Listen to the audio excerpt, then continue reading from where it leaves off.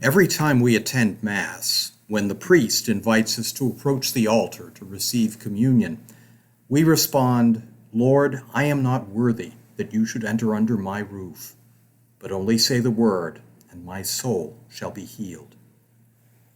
The origin story of this familiar refrain is recounted in today's Gospel. A centurion approaches Jesus and asks for his help. Upon hearing that the centurion's servant is lying at home paralyzed, Jesus offers to come to the centurion's home to cure the servant. The centurion demurs, telling Jesus, "Lord, I am not worthy to have you enter under my roof. Only say the word and my servant will be healed."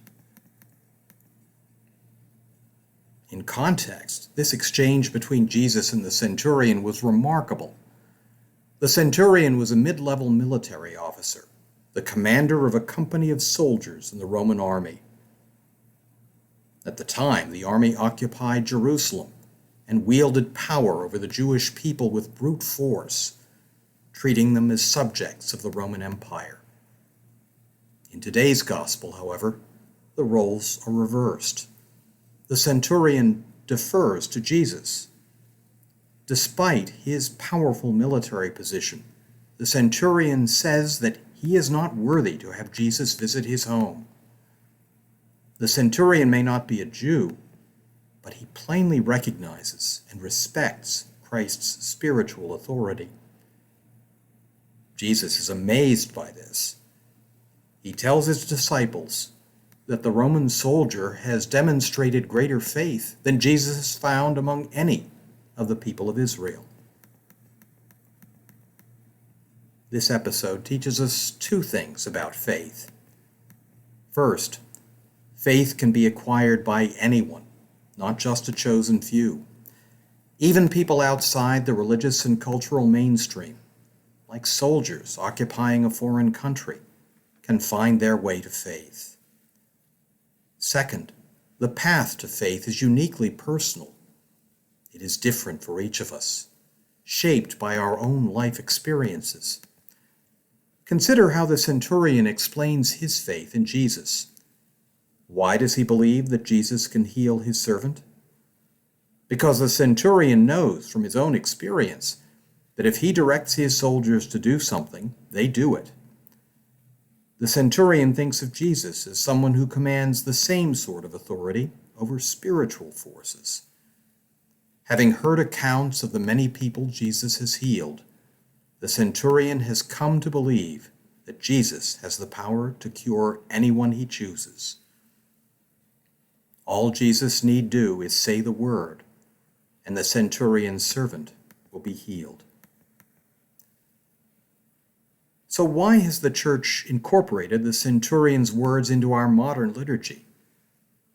Because our recitation of those words is meant to reflect our own personal faith in the healing power of Christ. Unlike the centurion, however, we ask for the healing not of a servant, but of our souls. Before we leave our pews to receive the Eucharist, we pray to Jesus, "Only say the word, and my soul shall be healed." Those of us who regularly attend Mass have said those words hundreds, maybe even thousands of times. We've repeated them so often that sometimes we may say them without thinking about what they mean. So the next time you're at Mass, as you're saying the words that the centurion once said to Jesus, I invite you to pause for a moment to reflect on what those words mean to you. What is it about your soul that needs healing right now? Are you, like the centurion's servant, paralyzed in some way, unable to draw closer to God or to the people around you?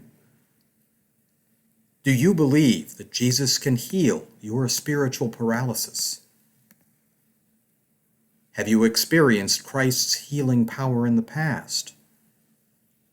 Could it be that Jesus is calling you to share his healing power with someone you know, someone in need of compassion and mercy?